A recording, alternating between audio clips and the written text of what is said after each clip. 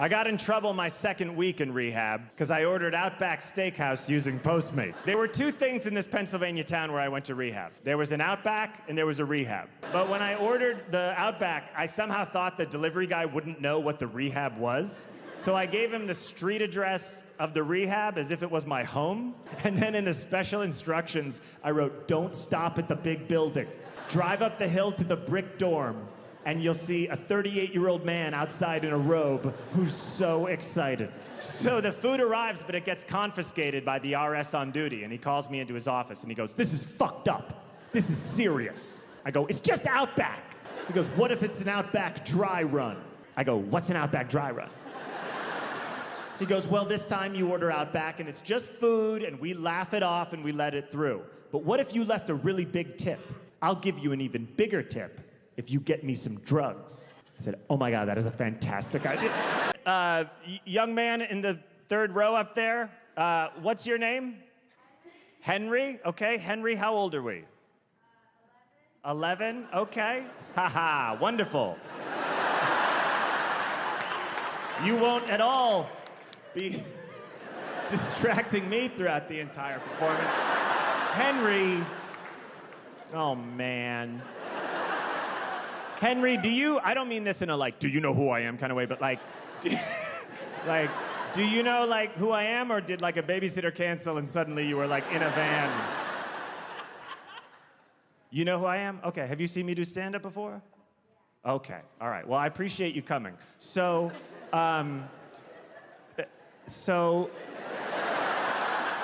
the things that I talk about tonight that I did recently. I've never seen a ghost, by the way. I asked my mom if she'd ever seen a ghost. So I was home for Christmas, and we were just eating Triscuits in silence, and I was staring at the floor, and I was like, well, here goes nothing. You ever seen a ghost? And my mom said, yes. She said, I never told you this before. She said, outside you and your brother's room, I used to see the ghost of a little girl in a Victorian nightgown. And then she would walk down the hallway, and then she would evaporate. And then my dad said, let's change the subject. And I think he was just doing that dad thing of like, this is a weird topic. But the way it came off was that he definitely killed that little girl. Let's change the subject. Why are we even talking about Penelope or whatever her name was? I didn't kill her. Whoever did kill her only did it to protect her from this world. None of us really know our fathers. Anyway. He puts the watch box in my backpack. I zip it up. Before I'm even out the door of the store, I take out my phone and I Google where sell watch right now in New York City. A place called Sell Your Watch Right Now NYC comes up. I was like, finally, someone in this town gets me. I call the place and I go, hello, yes, I have a Rolex watch to sell. May I come in today? The guy goes, yes, yes, what time do you want to come in? I go, I am 2 minutes away and I am sprinting towards your store. I will be there in 1 minute. And he goes, okay, I'm across the street at lunch. I'll start running too. So now he and I are both running down 47th Street. My backpack is flying back and forth to either side like an old lady's big bosoms when she jumps up and down on the Showcase Showdown. And I have friends I went to college with, and they're like, oh, you should donate and be a good alumnus. And they wear shirts that say school, and it's like, look, if you're an adult still giving money to your college is a $120,000 hooker, and you are an idiot who fell in love with her. She's not gonna do anything else for you. It's done. In their letter, they were like, hey, it's been a while since you've given us money. I was like, hey, it's been a while since you've housed and taught me. I thought our transaction was over. I gave you $120,000, and you gave me like a weird cinder block room with a Reservoir Dogs poster on it, and the first real heartbreak of my life, and probably HPV, and then we called it a day. Probably. Getting to do this show and standing here, listen, I am grateful to everyone at my intervention. They intervened, they confronted me, and they totally saved my life. And I wish I just felt that one emotion, but I don't. I feel two emotions. I'm still kind of mad, because, okay, do you know what it's like for 12 people to save your life? It's too many people. They could have done it with 4 people. And I know the 8 they could have cut. Instead, for the rest of my life, there are 12 separate people out there who, if I'm at dinner with them, I have to be like, no, I got that, come on. Hey, come on, for real. You saved my life. Over Zoom. I walk into my intervention 2 hours late. According to my friends, this is what I said. Oh, okay. I'd just been to my drug dealer's apartment, so I immediately yelled out, before we start, can I go to the bathroom? And they said no, and I said, ah!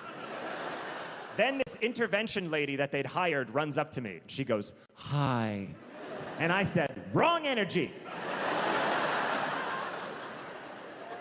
I walk into this intervention. Now listen, everyone there at the intervention is really worried about me. They're all concerned about my physical well-being. But I stroll in there, I am cocaine skinny with a new haircut. They've all been in heavy quarantine for 9 months. They look like shit. I was the best looking person at my intervention by a mile. I travel alone sometimes, you know, and I'll put up with anything, you know. Like I'll book a ticket on some garbage airline, you know. I don't want to name an actual airline, so let's just make one up. Let's call it like Delta Airlines. So I'll book a ticket on Delta Airlines, and I'll show up at the airport, and I go, can I get on the plane now, please? And they go, no, it's delayed 9 hours.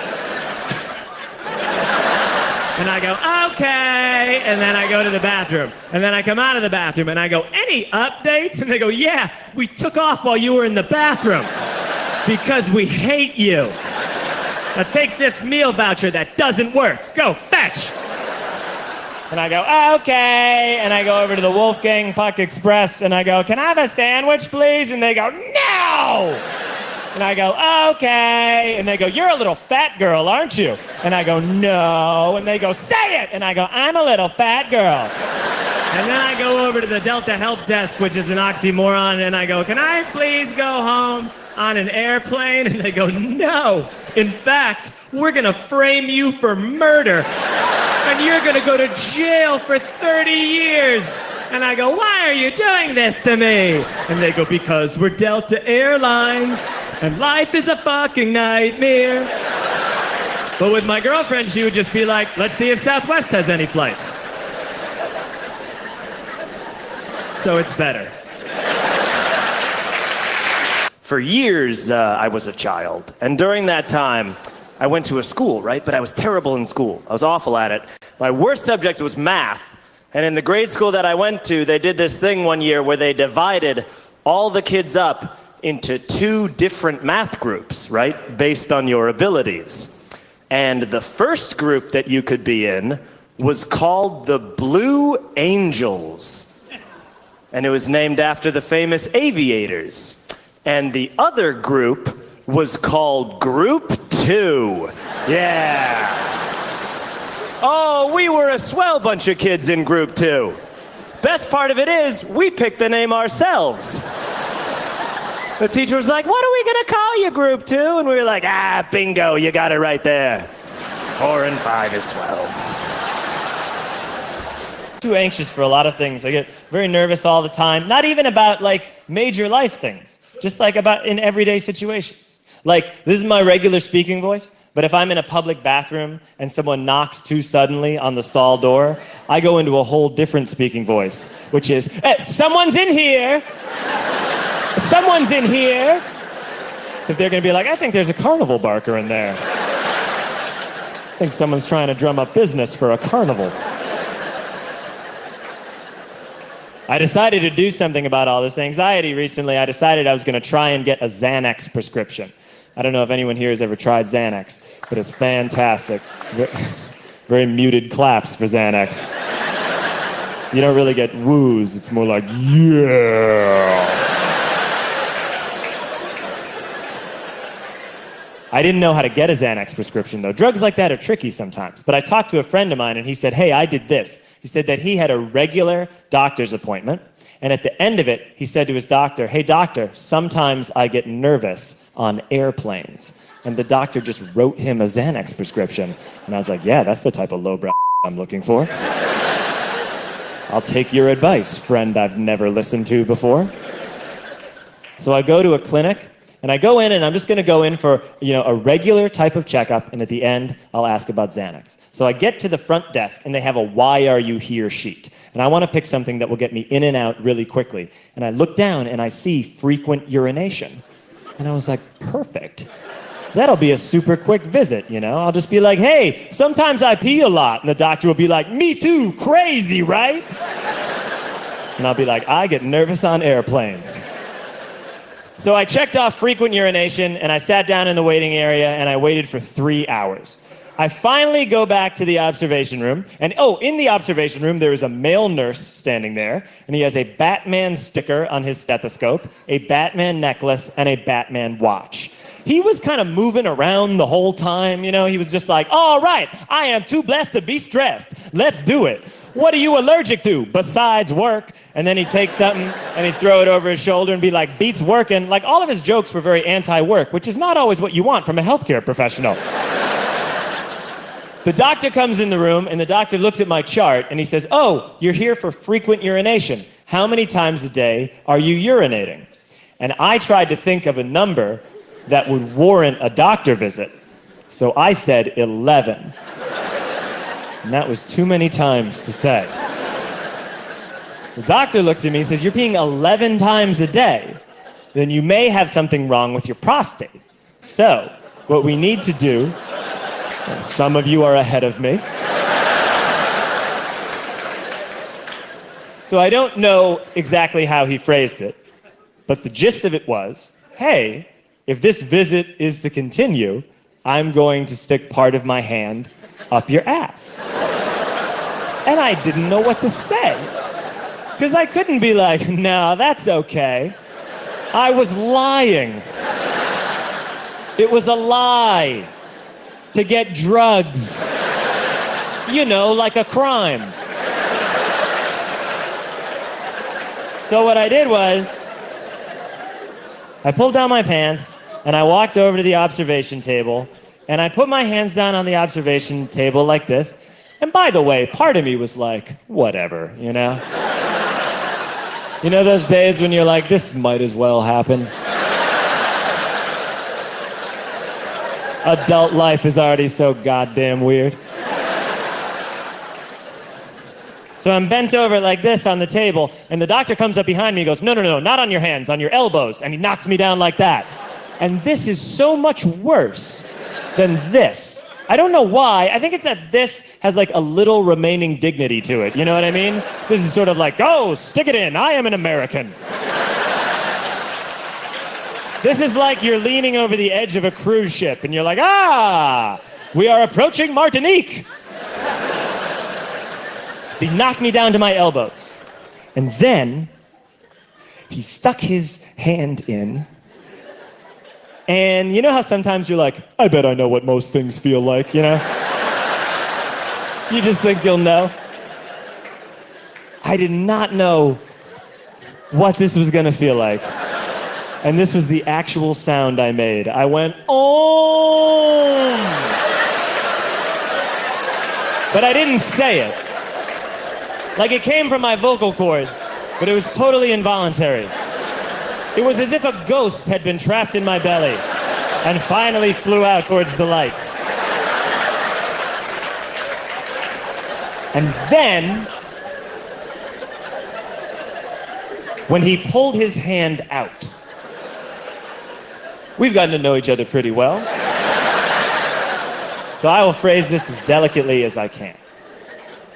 I did not realize that when the doctor pulls his hand out, it feels like you because the only thing that's ever come out of your butt before has been.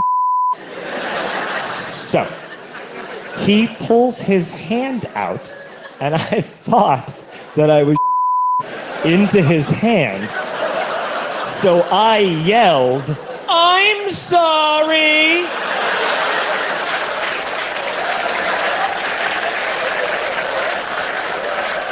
This is a very routine procedure, by the way, for most doctors. And so far he's had to deal with, "Oh, and I'm sorry." And he didn't even let me off the hook, you know? He wasn't like, "Ah, don't worry, you didn't into my hand." He just threw his glove away and was like, "Ah." And I was about to ask about Xanax, but then he said, "All right, your prostate's fine, but we still need to do a blood test." So I pulled up my pants and shuffled away, feeling different. And he yells out into the hall, he goes, "Hey, we're doing a blood test, get in here." And Batman dances back in, and he's like, "All right, we're gonna do a blood test. You look different, let's do it." The doctor left the room, so I'm alone with Batman. I just need this blood test to be over, okay? But first I had to tell Batman something. I said, "Batman, look, I'm one of those people who, when you take blood from me, sometimes I can faint. And I was in the waiting area for 3 hours, and I haven't eaten all day, and I'm really worried I'm gonna faint." And Batman said to me, and I'll never forget it, "Psh, you're not gonna faint." So, I stick my arm out, Batman puts the needle in, I immediately collapse on the ground. I wake up and I am covered in sweat lying on the observation table. I wake up, I open my eyes and I see Batman's face. He's looking at me and he goes, "You gotta go!" And I said, "Could I please talk to the doctor though first? Because sometimes I get nervous on airplanes." And Batman said, "The doctor's gone!" So I got my stuff and I left. The moral of the story is that if you've been nervous your entire life, you should ask your doctor about Xanax, because if you lie to him, he will stick his finger in your ass. And if you do suffer from frequent urination, keep it to yourself. I went to that clinic 2 years later for a different checkup, and as I was leaving, who did I run into but Batman? And he smiled at me, and he was wearing reading glasses to show that time had passed. I watch too much crime stuff. I do. Too many crime dramas. I love Law and Order. That is my favorite show on television. I love Law and Order. It's good. I love Law and Order because it's the same episode every single time. Like, it's the same thing again and again, Law and Order is, to the point that, like, you see the same types of characters on every Law and Order. Some of my personal favorites, there is a guy who, while being questioned by homicide detectives, will not stop unloading crates. Doesn't matter to this guy.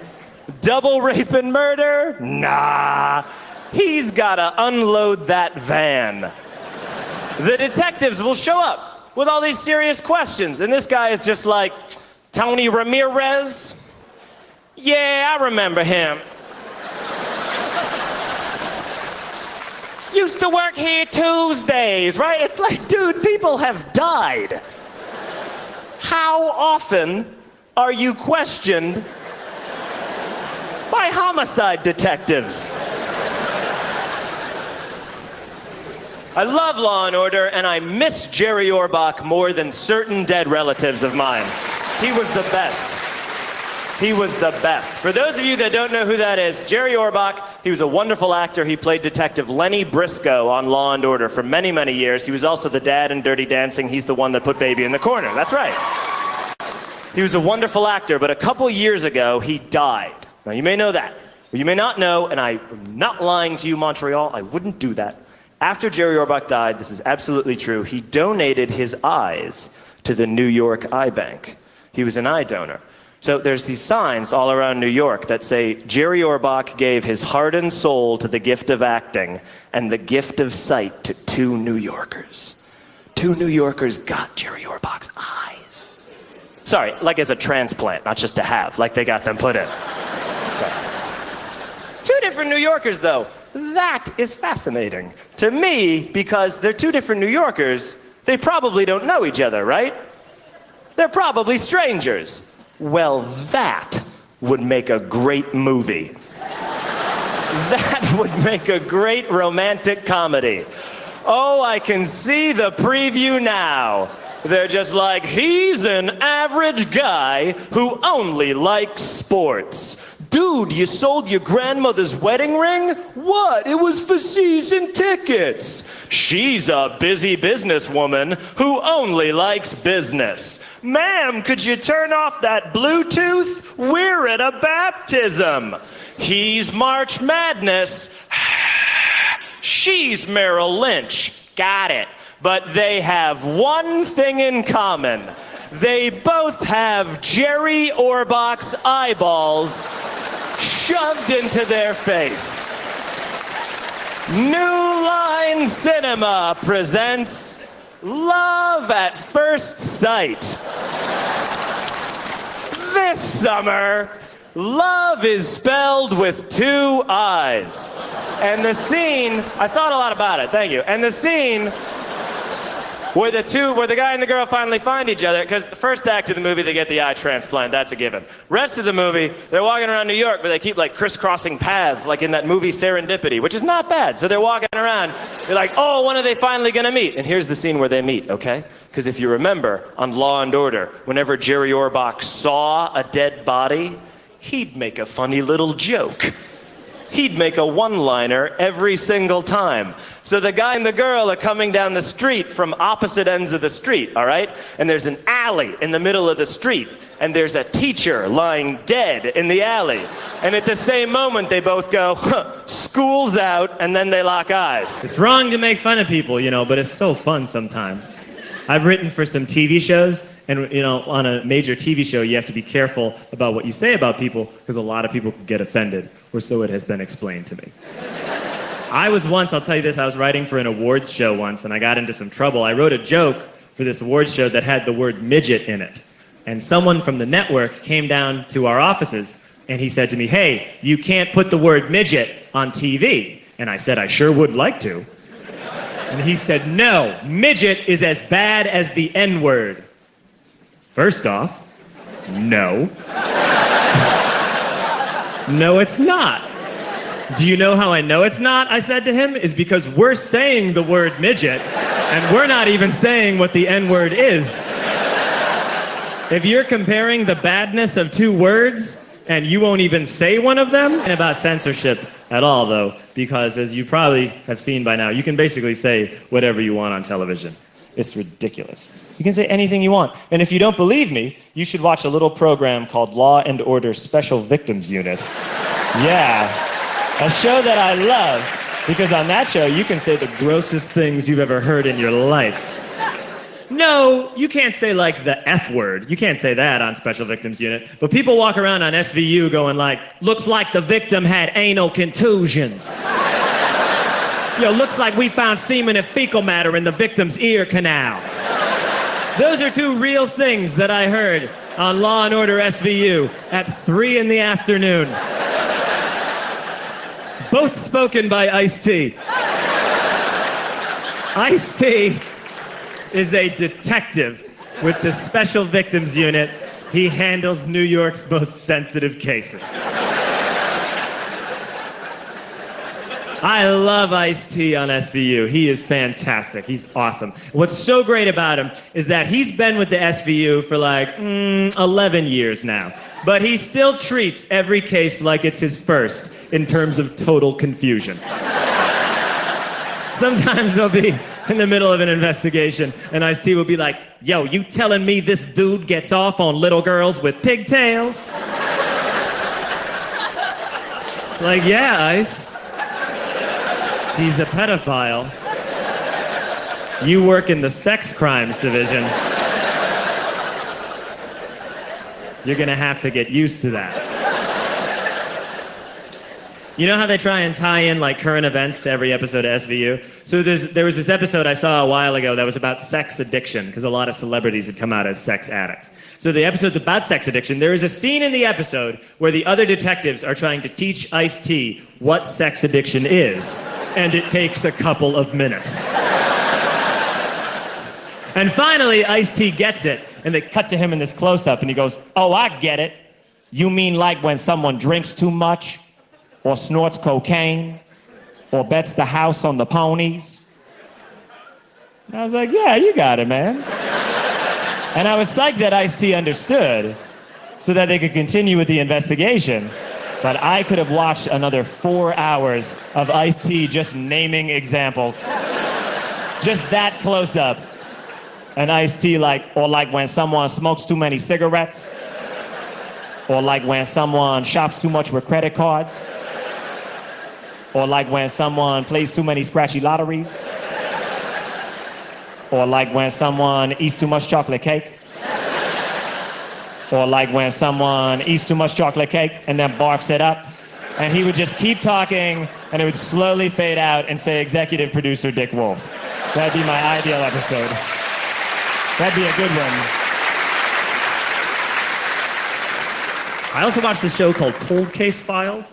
On Cold Case Files, they solve old murders. And it's really interesting, because what I learned from it is that it was really easy to get away with murder before they knew about DNA. It was ridiculously easy. Like, what was even going on back then? What was a murder investigation like in 1935? One cop would just walk in and be like, "Detective, we found a pool of the killer's blood in that hallway." And he would just be like, "Gross. Mop it up. Now then, back to my hunch. Look for clues. I'll tell you what we'll do. We'll draw chalk around where the body is. That way we'll know where it was." Also, a couple of years ago, I saw this movie called Public Enemies with Johnny Depp. It was about old bank robbers and stuff. Here's how easy it was to get away with bank robbery back in the 30s. As long as you weren't still there when the police arrived, you had a 99% chance of getting away with it. To the point that, like, those old bank robbers, they take credit for the bank robberies. Like, they come running out of there and they're like, "Ha ha ha! And if anyone asks you, tell them it was Golden Joe and the Suggins gang." And then they, like, shoot Suggins into the side of the wall. It's like, what, were bullets free back then? And they don't even disguise themselves. They dress up for the bank robbery. They're rolling in there in, like, big suits and hats like they're going to church in Atlanta. They make a day of it.